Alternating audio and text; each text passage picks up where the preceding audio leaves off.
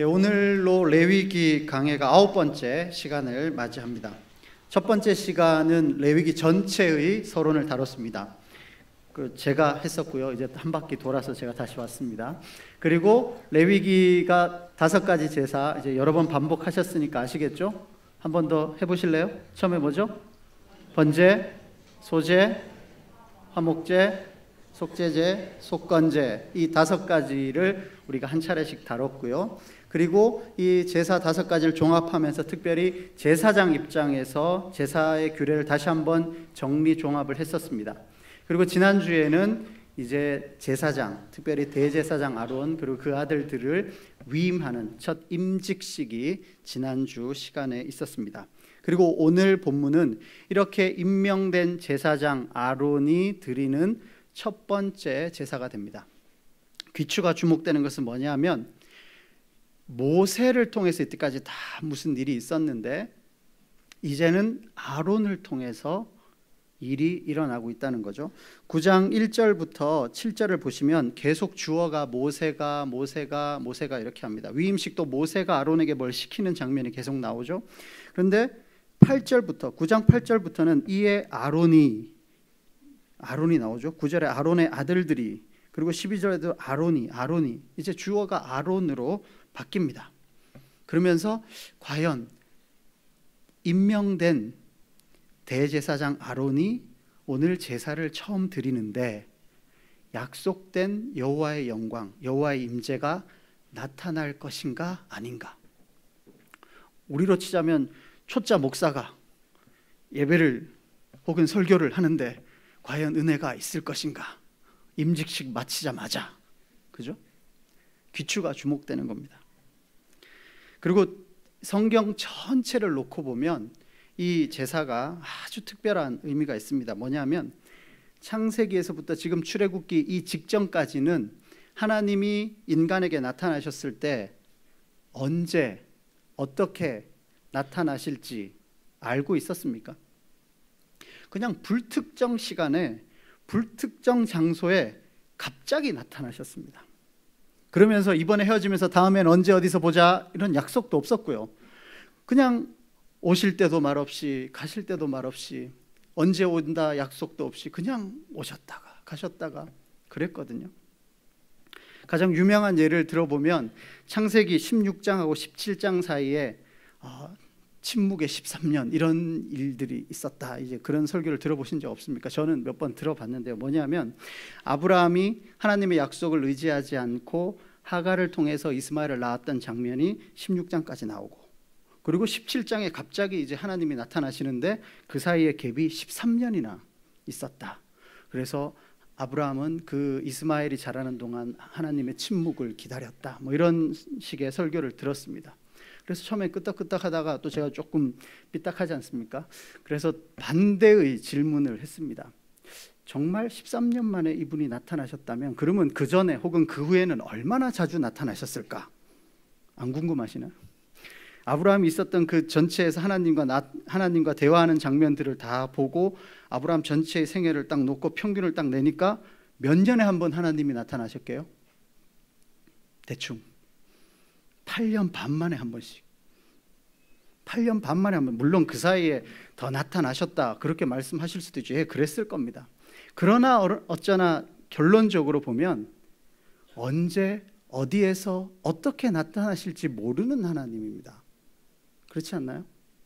가만히 있다 오늘은 오시려나 아니면 내일은 오시려나, 저 노을이 붉게 타는 걸 보니 오늘은 오시려나 보다, 오늘 밤 잠이 안 오는 걸 보니 오늘은 오시려나 보다. 근데 그렇게 나타나시지 않았단 말이죠. 그리고 도대체 하나님이 어떤 분인지를 아브라함은 알 길이 참 막막했습니다. 성경이 있던 것도 아니고 우리처럼 뭐 개발 과정이나 뭐 특강이나 뭐 여러 가지 뭐 신앙 서적을 통해서 알 수도 없고 어느 날 갑자기 나타나신 하나님을 통해서 조금씩 신앙을 키워갔던 게 아브라함이거든요.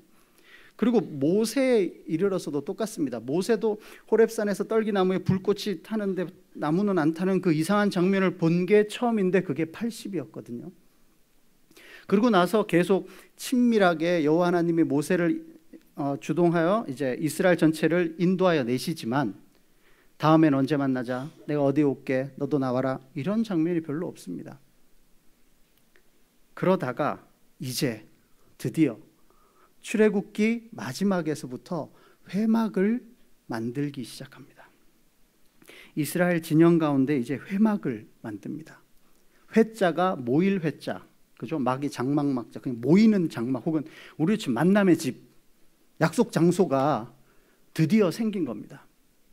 언제지는 아직은 명확하진 않지만 나타난다면 이 회막에 내가 나타나겠다. 너도 일로 와라. 이제 장소가 드디어 마련된 거거든요. 그리고 나서 이것이 이스라엘 진영 한가운데 있고 이스라엘이 어디를 가든지 간에 이 회막을 모시고 다니게 되었습니다. 그런데 한 가지 또 걱정이 있죠. 회막은 있는데 모세가 죽으면요. 모세가 죽으면 다시 모세와 같이 온전한 자가 나타나기까지 기다려야 합니까? 이 회막에서 언제 또 하나님을 누구를 통해서 만날 수 있느냐 하는 문제가 남아 있었습니다. 그런데 그것이 바로 지난주에 아론과 그의 아들들을 제사장으로 임명하면서 이제 모세가 없더라도 이 제사장들이 내가 가르쳐준 이 제사의 규례대로 제사를 드리기만 한다면 내가 이 회막에 나타나겠다라고 말씀하신 거죠. 그리고 그 약속이 진짜 실현되느냐 안 되느냐가 오늘 이 장면인 겁니다. 과연 정말 아론이 드리는 제사로 여호와 하나님이 이 이스라엘 진영 가운데 있는 회막에 나타날 것인가? 궁금하지 않나요? 이게 구약 전체의 역사적으로 의미를 봤을 때 정말 중요한 전환 장면 중에 하나입니다. 장소가 정해졌고 이제 어떤 시기나 방법이 어느 정도 조금은 구체화돼서 제도화되기 시작한 거죠. 이제 아론과 그의 아들들로 대표되는 이 제사장 가문이 건재하는 한, 그리고 이 회막이 잘 보존되는 한, 그리고 지난 몇 주에 우리가 걸쳐서 배웠던처럼 이 제사의 규례대로 제사가 잘 드려지는 한, 여호와는 이 회막에 임재하실 것이다. 불과 구름으로 그의 영광을 나타내실 것이다 라는 약속이 이제 실현되는 장면입니다. 하지만 또 신약을 살아가는 우리들에게는 이 약속이 정말 여전히 유효한가?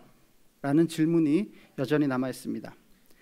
그런데 거의 다 당연히 아시겠지만 우린 제사를 드리지 않습니다. 과연 그 제사, 지금 이렇게 중요하다고 하는 아론이 드리는 첫 제사, 그리고 계속 이어지는 수백 년 혹은 수천 년간 이어져 내려오는 이 제사장 가문과 이 제사가 우리에게는 어떤 의미가 있는가?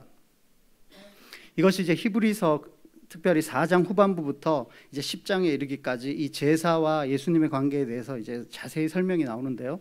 오늘 제가 이것은 다 말씀드리지 못하겠고 시간 되시면 꼭 한번 레위기는 히브리서하고 같이 읽으시면 좋은데요. 특별히 오늘 읽은 부분은 9장에 많이 나옵니다. 지금 레위기에서 이렇게 주구장창 이야기하고 있는 중요한 의미를 가지고 있는 이 제사, 그리고 제사장은 히브리서 9장에 의하면 모형이나 그림자에 불과할 뿐이라는 겁니다. 대제사장 아론, 우리가 아시다시피 아론은 전적이 있잖아요. 금송아지를 바친, 모세하고는 비교가 안 될 만큼 어쩌면 자격 미달인 사람입니다. 근데 그 사람을 임직해서 제사장으로 세우셔서 제사장이 제일 먼저 한 일은 자기의 죄를 속하는 제물을, 제사를 드려야 했습니다. 그런 제사는 모형이나 그림자에 불과하다는 거죠. 우리의 대제사장이신 예수님께서 자신이 직접 대제사장이 되셨습니다. 흠 없는 자신이. 그래서 그분이 드린 것이 더 온전하고 완전한 제사가 된다는 거죠. 이것이 히브리서 9장 뒤에 나오는 겁니다. 이렇듯 오늘 살펴볼 이 레위기 제사는 레위기 안에서도 그리고 구약 전체에서 큰 의미를 가지고 있고, 하지만 그것은 모형이나 그림자에 불과하고 우리 신약을 살아가는 우리들에게는 더 완전하고 온전한 예배의 모습이 있다라는 것을 함께 살펴보도록 하겠습니다. 9장 1절부터 보시면 7일 동안 진행되고 있던 아론과 그의 아들들의 임직식이 끝나고 8일째 되던 날에 모세가 아론과 그의 아들들과 이스라엘 장로들을 부릅니다. 그리고 제사장을 위한 속죄제와 번제를, 그리고 이스라엘 백성들을 위한 속죄제와 번제, 화목제, 소제를 드리라고 합니다. 그리하면 여호와께서 너희에게 나타나실 것이다 라는 약속을 4절에서 하고 있습니다. 그리고 5절 이하는 그 말씀대로 제사를 드리는 장면이 이어지고 있습니다. 특별히 여기 제사를 드리는 이 제물을 조금 집중해서 살펴볼 텐데요. 그때 드렸던 제물은 우리 지난 몇 주 동안 살펴봤던 순양, 수송아지 여러 가지 이야기들이 있었으니까 그것은 이제 어느 정도 아신다고 생각하고, 그렇다면 그 제물에 비견되는 오늘 우리의 제물은 무엇인가? 만약에 우리가 제사 대신 예배를 드린다면 우리는 무엇을 가지고 나가서 제사 제물을 드려야 하는가라는 질문입니다. 우리가 이런 오해를 하기 쉽습니다. 하나님 앞에 나올 때 내가 무엇을 가지고 나가야 될까? 그것은 꼭 헌금이 아닙니다. 그것 말고도 여러 가지를 우리가 가지고 나올 수도 있습니다. 나의 의를 가지고 나올 수도 있고 나의 종교적인 공로를 가지고 나올 수도 있습니다. 사실 어릴 때부터 매주 그 장로님들의 대표 기도에 귀에 못이 박히도록 들었던 문구가 있었는데 뭐냐면, 지난 한 주 동안 정말 죄 많이 지어서 죄송하고 하나님 앞에 송구한 마음으로 나왔다라는 그 구절을 많이 들었습니다. 그래서 약간 반항기가 있으니까 저는 또 저 구절이 계속 반복되는데 저거 아니고 뭐 없을까? 저걸 넘어설 수 없을까? 다시 말해, 매일 새벽 기도도 나오고 큐티도 열심히 하고 선교, 구제 해야 될 일 열심히 하고 봉사도 하고 집에서 어머님 말씀도 잘 듣고 친구들하고 싸우지도 않고 여러 가지 것들을 다 해서 저 죄인 나왔습니다 이 말 안 하고 그냥 바로 하나님 앞에 뭘 할 수 없을까? 좀 하나님 앞에 좀 면목 있게 설 수 없을까라는 고민을 했습니다. 그래서 나온 결론이 뭐겠습니까? 그냥 서기관과 바리새인의 기도처럼 남았습니다. 오히려 교만한 저밖에 남지 않았습니다. 과연 뭘 가지고 나가야 될까? 다시 한번 돌아본다면 우리가 정말 하나님 앞에 나갈 때 나의 의, 종교적 공로, 업적을 가지고 나아가야 할까? 아니면 다른 무슨 재물을 가지고 하나님 앞에 나아가야 할까? 미가서의 유명한 구절이 있죠. 천천의 수양과 만만의 강물 같은 기름을 드린들 될까? 내 몸의 열매를 드릴까? 미가에서도 이미 안 된다고 이야기를 하고 있습니다. 과연 우리는 나의 속죄 제물로, 혹은 나의 번제물로, 혹은 나의 화목 제물로 무엇을 가지고 하나님 앞에 서야 하는 것인가? 우리 히브리서를 한번 찾아봅시다. 히브리서 9장 12절입니다.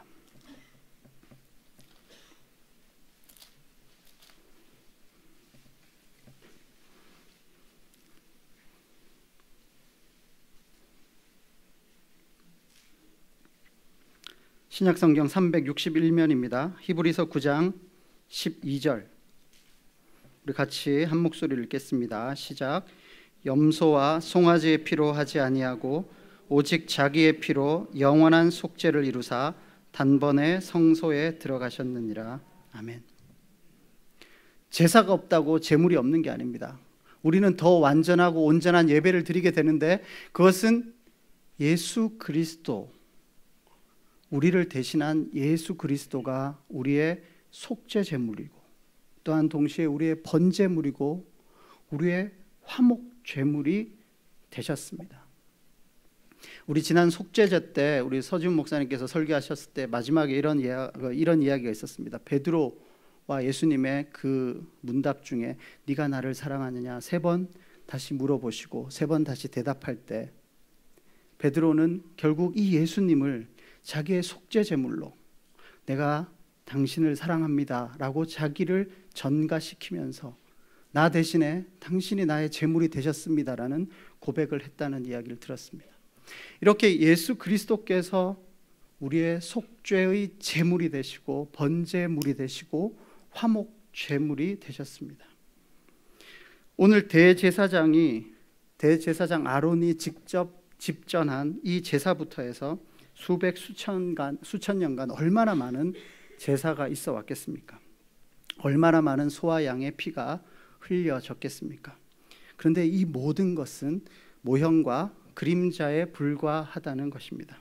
우리는 완전히 새로운 약속에 따른 완전히 새로운 시대에 살고 있는 겁니다. 아론의 아들로 대표되는 최초의 이 한 라인을 유지하는 이 유지자들, 제사장 가문도 대단하지만 그들은 자신의 죄 문제도 자신이 직접 해결하지 못하는, 자신들 스스로가 이미 흠 있는 사람, 아론부터 시작해서 모두가 흠 있는 사람들이었습니다. 그런데 이제 우리의 대제사장 되신 예수님은 흠 없는 대제사장으로서 이 제사를 집전함과 동시에 자신이 흠 없는 제물이 되셔서 우리의 속죄제와 우리의 번제와 우리의 화목제의 제물이 되신 겁니다. 이 확연히 드러나는 제물, 이것이 하나님이 우리에게 약속하신 최초의 원래의 이상적인 방법이었죠. 그것이 모형과 그림자로 나타나는 것이 레위기입니다. 우리는 이렇게 예수 그리스도께서 우리를 대신해서 피 흘려 주심으로, 자신을 단번에 들이심으로, 순종하심으로 우리는 그 피를 힘입어 성소에 들어갈 담력을 얻게 되었다는 거죠. 더 이상 다른 것이 필요가 없습니다. 우리의 종교적인 의나 우리의 종교적인 공로나 보상이 필요한 것이 아닙니다. 예배에 나올 때 지난 일주일간 내가 어떻게 살았느냐, 나의 성적표가 중요한 것이 아니라는 겁니다. 오직 예수 그리스도의 피로서만 해결될 수 있는, 예수의 피가 아니고서는 도저히 해결할 수 없는 우리는 죄인이다라는 그 고백과 동시에 이제는 그 예수의 피를 힘입어서 우리는 담대히 성소에 들어갈 수 있는 예배자가 되었다는 고백이 동시에 일어나는 겁니다. 이것이 아론이 드렸던 첫 제사와 지금 우리가 드리는 예배의 가장 중요한 차이가 되겠습니다. 다시 레위기로 돌아오셔서 레위기 9장 23절 24절을 보도록 하겠습니다. 9장 23절 24절은 이렇게 되어 있습니다. 제가 읽겠습니다. 모세와 아론이 회막에 들어갔다가 나와서 백성에게 축복하며 여호와의 영광이 온 백성에게 나타나며 불이 여호와 앞에서 나와 제단 위에 번제물과 기름을 사른지라. 아멘. 드디어 약속하신 대로 하나님이 임재하셨습니다. 근데 하나님의 임재, 그러면 눈에 보이지 않는 하나님이 어떻게 임재하셨느냐 잘 모르니까 구름으로 혹은 불로, 그것을 통틀어 하나님의 영광이 함께 하셨다라고 이야기하고 있는 겁니다. 이제 모세가 죽어도 아론이 죽어도 그 아들들이 건재하는 한, 제사가 드려지는 한 여호와는 임재하실 것이다라고 확증이 되는 장면이죠. 여기에서 가장 중요한 것은 이 제사의 방법 혹은 이 회막의 제작 방법, 모든 것이 하나님으로부터 주어졌다는 겁니다. 극명한 차이를 보여드리겠습니다. 열왕기상 18장에 나오는 유명한 갈멜산 전투인데요, 엘리야하고 그리고 한쪽은 바알과 아세라를 섬기는 선지자들이 대결하는 장면이 나오죠. 거기에 바알과 아세라를 섬기는 선지자들이 자신이 섬기는 바알과 아세라를 부르는 장면이 나옵니다. 그들은 이렇게 하죠. 아침부터 낮까지 바알의 이름을 목 놓아 부릅니다. 그런데 아무런 답이 없습니다. 그래서 그들의 규례대로, 중요한 건 그들의 규례대로 칼과 창으로 자신들의 몸을 상하게 해도 아무런 반응이 없었습니다. 그리고 미친 듯이 떠들어도 아마 소리 높여 외쳤겠죠. 어쩌면 노래가 있었으면 소리 높여 찬양을 했을지도 모르겠습니다. 그래도 아무런 반응이 없었습니다. 사실은 바알과 아세라가 언제 그들의 선지자나 그들의 신도들에게 나타나서 너네들이 이렇게 하면 내가 나타나겠다라고 약속해 준 적이 없습니다. 다시 말해, 여타의 종교들은 어떻게 하면 이 신이 우리에게 오실 것인가를 알 수가 없습니다. 좀 더 직접적으로 말하면 자신들이 섬기는 신이 어떤 성향을 가졌는지도 모릅니다. 알려준 적이 없거든요. 그런데 여호와 하나님은 항상 나타나셔서 말씀하시죠. 나는 이러이러한 하나님이다. 그리고 이러이러한 방법으로 회막을 짓고 이러이러한 방법으로 제사를 드린다면, 그리고 이러이러한 임직을 거친 제사장이 제사를 집전한다면 내가 나타나겠다라고 약속해 주셨습니다. 사실 유교의 제사 규례도 홍동백선에 오동육선에 여러 가지 방법들이 있잖아요. 어느 조상신이 갑자기 나타나가지고 뭐는 동쪽에 뭐는 서쪽에 놓으라고 말한 적이 없거든요. 그냥 이리저리 막 규례들이 만들어지고 이게 낫겠지 저게 낫겠지 그래도 결국 안 되면 뭡니까? 정성이 부족하다. 그래서 치성으로 드려야 된다. 그래서 그 신을 달래는 것밖에 없죠. 신이 뭘 좋아하는지를 알 수가 없습니다. 그에 반해 레위기에서는 혹은 창세기에서부터 성경 전체에 이르는 시종 일관 하나님은 하나님 자신이 주도하셔서 자신을 우리에게 드러내 보여주고 계십니다. 출애굽기 후반에서부터 레위기까지는 제사와 관련된 부분이 지루하다시피 계속적으로 반복되고 있는데, 이것은 조금 전에도 말씀드렸듯이 다른 종교에는 없는 내용이죠. 불특정 시간과 장소가 아니라 이제 하나님이 주신 방법과 규례대로 한다면 내가 나타나겠다. 프란시스 셰퍼라는 사람이 쓴 책 중에 거기 계시며 말씀하시는 하나님이라는 그 책 제목이 있습니다. 처음에는 거기 계시는 하나님, 말씀하시는 하나님 이런 책 제목을 제가 한 20년 대학교 1학년 때인가 2학년 때 처음 봤는데요. 처음에 보면서 책 제목이 뭐 이러냐. 거기 계시는 하나님, 그 계시 지금 안 계시냐. 그리고 말씀하시는 하나님, 아무런 저한테는 감흥이 없었고 읽어도 이게 무슨 말인지도 잘 모르겠고. 근데 이제 다른 철학책이나 역사책들을 좀 더 읽고 공부를 조금 더 하고 약간 이해가 되면서부터 거기 계시는 하나님이라는 그 구절 안에 너무나 많은 내용이 담겨 있고, 또 말씀하시는 하나님이라는 그 구문 안에 너무나 많은 내용들이 담겨 있는 것을 조금씩 알게 됐습니다. 오늘로 보자면 말씀하시는 하나님, 혹은 거기 계시며 말씀하시는 하나님, 회막에 계시면서 자신을 보여주시려는 하나님이 나타나고 있는 거죠. 창세기에서부터 계시록에 이르기까지 하나님은 끊임없이 우리에게 말씀하시면서 자신을 우리에게 알려주시려고 합니다. 사실 창세기도 우리가 언뜻 생각하면 하나님이 만들어 놓으신 이 세상에 관한 책이다라고 생각하기 쉽지만, 조금 더 깊게 생각해 보면 세상을 창조하신 하나님에 관한 이야기입니다. 그 차이를 아시겠죠? 하나님이 창조하신 세상이 중요한 게 아니라 세상을 창조하신 하나님에 관한 이야기가 창세기죠.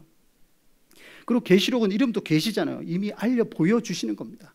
처음부터 끝까지 계속적으로 우리에게 보여주시고 알려주시는 겁니다. 여기 레위기에서는 여호와의 영광이 함께 하심으로 하나님이 임재, 지금 여기에 함께하고 계심을 나타내 보여주고 계십니다. 그리고 좀 더 직접적으로 나는 어떤 하나님이다라는 것을 보여주시는 거죠.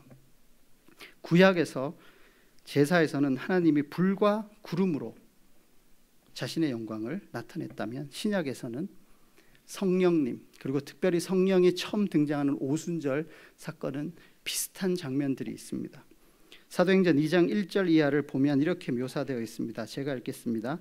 호련히 하늘로부터 급하고 강한 바람 같은 소리가 있어 그들이 앉은 온 집에 가득하며 마치 불의 혀처럼 갈라지는 것들이 그들에게 보여 각 사람 위에 하나씩 임하여 있더니 그들이 다 성령의 충만함을 받고 성령이 말하게 하심을 따라 다른 언어들로 말하기를 시작하니라. 여기서 중요한 것은 급하고 강한 바람 같은 소리나 불의 혀처럼 갈라지는 것이나 각기 다른 언어로 말하게 하는 그런 현상이 중요한 게 아니라, 결국 이 일을 통해서 무엇을 나타내고자 하셨나. 이것은 마치 구약에서 불과 구름처럼 내가 여기에 있다 라는 걸 나타내는 것처럼 성령이 오셔서, 자, 성령이 임재하셨다. 자, 그래서 결국 뭘 하시고자 했냐 하면 하나님의 큰 일을 알리고자 했다라고 사도행전에서는 나오고 있습니다. 다시 말해 구약에서 제사나 여러 가지 시청각 효과를 통해서 하나님은 자신을 보여주고 계시거든요. 사실 그런 걸 한 번도 보지 못한 우리들 입장에서는 지금 우리에게도 그런 시청각 효과가 있는 교육 방법을 이렇게 하셨으면 참 좋겠다 싶을 때도 있습니다. 그런데 그것은 마치 어린아이들이 보는 책과 우리 어른들이 보는 책과도 같습니다. 비교를 하자면 저희 집 꼬마의 제일 어린애가 보는 책은 딱 펼치면 흑백입니다. 그리고 그냥 세모 하나, 하얀 바탕에 까만 세모, 혹은 까만 바탕에 하얀 세모, 그 다음 동그라미 하나, 그렇게 책 한 12페이지 놓고 한 권에 3천 얼마. 와, 이거 정말 거저먹는 것 같은데 그런 책들이 있어요. 그리고 조금 더 지나면 이제 애들이 막 물어뜯으니까 천으로 만든 책이 나오고, 이렇게 누르면 소리 나오고, 뭐 빠시락빠시락 되고, 뭐 삑삑 소리 나는 책이 있고, 그리고 조금 더 지나가면 이제 그림이 있는데 글자가 한 줄씩 있는 거, 그리고 조금 더 지나면 그림은 조금 줄어들고 글자가 조금 많아지고, 그리고 조금 더 지나면 그림은 점점점 줄어들고 글자도 점점점 크기가 줄어들고, 나중에는 그림은 몇 장에 한 장씩 나오고 글만 쭉 있고, 그리고 요즘 우리들이 보는 책은 그림은 가물에 콩 나듯이 앞장 뒷장에 가끔 있고, 특히 저희 사학과 같은 경우는 그냥 다 글자입니다. 도표 한 장, 뭐 이렇게 표 하나 그림 하나 없이 그냥 다 글자입니다.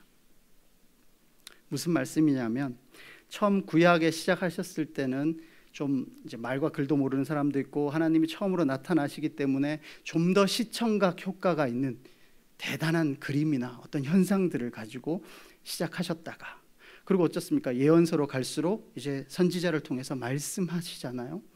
그리고 또 신약에서는 어떻습니까? 말씀이 육신이 되어 직접 나타나셔 가지고 우리에게 말씀하셨습니다. 하나님을, 예수님을, 그 큰 일들을 우리에게 알려주셨습니다. 그리고 예수님이 가신 데는 또 성령님이 오셔서 우리에게 말씀하고 계시는 거죠. 결국 그 성령이 하고자 하셨던 말씀의 내용, 그것은 사도행전의 기준으로 보면 너희가 십자가에 못 박은 이 예수를 하나님이 주로, 또한 그리스도로 삼으셨다라는 겁니다. 그리고 지금 우리에게 성령이 하시는 것을 한마디로 정리하면 우리가 얼마 전에 했는데요, 에베소서 1장 17절을 한번 보실까요?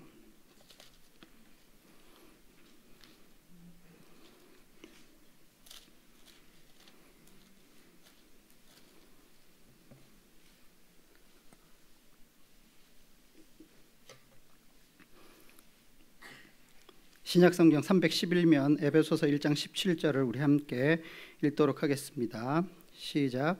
우리 주 예수 그리스도의 하나님 영광의 아버지께서 지혜와 계시의 영을 너희에게 주사 하나님을 알게 하시고, 하나님을 알려주신다는 겁니다. 구약으로 치자면 하나님이 여기 계심을 보여주시고, 하나님의 영광을 보여주시고, 하나님의 임재하심을, 결국은 하나님이 어떤 분이심을 알게 하셨다면, 신약은 지혜와 계시의 영을 통하여서 우리에게 더 직접적으로, 조금은 단단한 식물일지도 모르는, 딱딱한 이야기일지도 모르는 것을 통해서 우리에게 하나님을 알려주고 계신다는 겁니다. 예배 가운데 그래서 이 말씀이 특히 개혁주의 쪽에서는 조금 시간도 많고 조금 더 중요성을 띄고 있는 것이 아닌가 생각됩니다. 시청각 효과가 현란한 경우도 있겠지만 그렇지 않은 경우도 있고, 조금 더 단단한 식물을 먹어야 할 때도 있겠지만, 결국은 하나님이 자신을 우리에게 알리시겠다 했던 그 약속대로 우리에게 알려주시는 순간이 됩니다. 우리 요즘 뭐 큐티 체조의 위로 하나님, 아래로 사람 거 있잖아요. 처음에 이제 위에서 하나님이 제사의 방법을 우리에게 딱 주셨습니다. 그래서 아래 인간들은 그 제사의 방법대로 제물을 가지고 가죠. 우리로 치자면 그리스도의 피를 힘입어 앞으로 나아갑니다.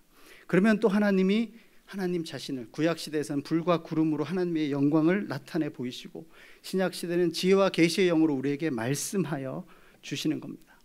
그래서 이제 레위기로 다시 돌아와 보면 이 여호와의 임재를 경험한 백성들의 반응, 다시 인간에게서부터 하나님께로 향한 반응이 나옵니다. 레위기를 한번 볼까요? 레위기 9장 24절 마지막에 이렇게 되어 있습니다. 온 백성이 이를 보고 소리 지르며 엎드렸더라. 우리가 쓰는 성경에서는 이렇게 소리 지르며 엎드렸더라라고만 되어 있습니다만, 영어로 된 번역에서는 기쁨으로 소리 지르다 이렇게 표현되어 있고, 또 원어의 용례로 보자면 엎드린다도 그냥 엎드린다가 아니라 두려워하며 엎드렸다라고 앞에 두려워하며를 부연해도 좋을 것 같다라는 해설들이 있습니다. 한마디로 말해 기쁨으로 소리 지르고, 여호와의 임재하심을 본 백성들의 반응은 너무 기뻐서 소리 지르고, 또한 동시에 너무 두려워서 엎드렸다. 그것이 그때 당시 사람들의 반응입니다. 사실 요즘 그 가수들 공연 보다 보면 참 이해가 안 되는 장면이 하나 있는데, 뭐냐면 막 자기 혼자 노래 부르다가 소리 질러 그러고 마이크를 이렇게 갖다, 왜 소리 지르는지 저는 아직도 이해가 안 됩니다. 그 기원이 뭔지, 소리 질러야 되는 이유가 뭔지, 그 혹시 아시는 분 있으면 나중에 좀 가르쳐 주십시오. 뭐 무턱대고 소리 지르랍니다. 그뭐 하면 똑같이 하고 뭐 흥을 돋우는 거겠죠. 근데 내용은 없습니다. 지금 백성들이 소리 지릅니다. 그런데 내용이 있습니다. 뭐냐면 여호와께서 임재하셨거든요. 부족한 아론이 집전한 제사를 통해서도 약속대로 여호와께서 임재하셨거든요. 너무 기쁘잖아요. 그런데 또 그 임재하심을 보니까 너무 두려운 겁니다. 근데 그 두려운 하나님이 우리에게 오셨으니까 또 너무 기쁜 거죠. 그 기쁘면서 두려운 것이 큰 소리로 그리고 엎드려 경배하는 것으로 나타나는 거죠. 경배가 경자가 경건하다 혹은 경외심의 경자고 배자가 엎드릴 배자니까 경배가 두려워함에 엎드리는 겁니다. 찬양과 경배는 이런 여호와의 임재하심을 본 백성들의 당연한 반응이었다는 거죠. 사실 우리의 예배를 한번 가져와 보면 우리는 이 레위기의 제사보다도 이 그림자와 모형에 불과했던 레위기의 제사보다도 더 온전하신, 아니 가장 완전하신 대제사장 되신 예수 그리스도께서 집전하셨고, 또 그 예수 그리스도께서 자신을 단번에 드림으로 자신이 스스로 속죄제물이 되시고 번제물이 되시고 화목제물이 되신 이후에 우리는 그 피를 힘입어서 하나님께 나아갑니다. 그리고 하나님은 지혜와 계시의 영을 통해서 자신을 우리에게 어느 시대보다도 더 분명하고 확실하게 우리에게 자신을 알려주고 계십니다. 그것에 대한 반응이 우리의 찬양과 경배가 되겠죠. 그때보다도 더 분명하고 확실하게 우리에게 자신을 알려줌에도 불구하고 과연 우리가 그때보다 더한 찬양과 경배를 하고 있는가?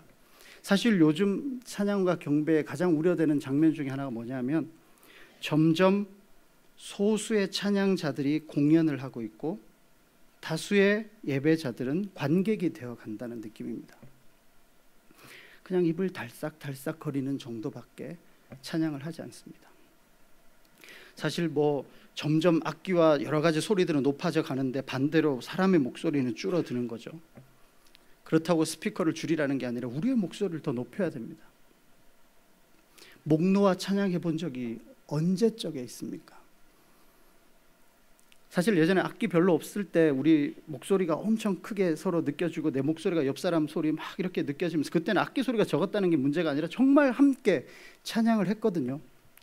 근데 점점 찬양이 전문화되면서 앞에 사람이 공연을 하고 있고 여기에 많은 분들은 관객이 돼서 그냥 입만 조금씩 달싹이는 그런 현상이 조금씩 생겨가는 것 같아요. 다시 한번 돌아봅시다. 예배의 시작부터 우리는 그리스도의 피를 묵상하는 찬양을 할 수 있습니다. 그리고 우리를 대표해서 누군가 기도를 할 수도 있고요. 또 설교를 통해서 하나님을 알게 됩니다. 그리고 그에 대한 반응으로 우리가 찬양과 경배를 합니다. 그런데 그 찬양과 경배가 과연 이때 이 장면과 비교했을 때 우리가 정말 우리의 마음과 고백을 다 담아서 하고 있는가? 의무감이 아니라 정말 하나님을 제대로 알고 그 하나님을 두려워하며 또한 동시에 그 하나님을 기뻐하는 찬양과 경배를 하고 있는가 한번 돌아봤으면 좋겠습니다. 말씀을 정리하겠습니다. 출애굽기부터 지금까지 이제 지루하게 이어졌던 회막 제작 규례나 제사 규례 그리고 제사장 임직식, 이 모든 것이 결국 오늘 아론이 드리는 첫 제사의 정점에 이르게 됩니다. 그리고 그 아론의 제사를 통해서 하나님이 임재하셔서 여호와의 영광이 함께 하셨습니다. 온 백성이 이를 보고 소리 지르며 엎드렸습니다. 정말 대단하죠. 그런데 그건 모형이나 그림자에 불과하답니다. 더 대단한 것은 흠없는 예수 그리스도께서 직접 대제사장이 되시고 또한 동시에 자신을 온전히 내어 드리심으로 우리를 위한 속죄 제물이 되시고 우리를 위한 번제물이 되시고 우리를 위한 화목 제물이 되셨습니다. 그리고 성령의 지혜와 계시의 영으로 우리와 함께 하셔서 약속하신 대로 하나님은 우리에게 계속적으로 알려주고 계십니다. 그런 우리가 소리 높여 몸과 마음을 다해 찬양하는 것이 마땅하고 두려워 엎드리는 것이 마땅하지 않겠습니까? 우리의 예배에는 이런 의미와 절차가 있는 것으로 알고 있습니다. 우리의 힘과 공로, 업적, 보상을 의지하지 마시고 그리스도의 피를 의지하고 담대히 나아갑시다. 그리고 지혜와 계시의 영으로 더 단단한 식물을 사모하면서 하나님을 알기를, 힘써 여호와를 알기를 힘씁시다. 그리고 우리의 몸과 마음을 다해 우리의 소리를 높여서 여호와 하나님을 찬양하는 저와 여러분이 되시기를 주님의 이름으로 축원합니다.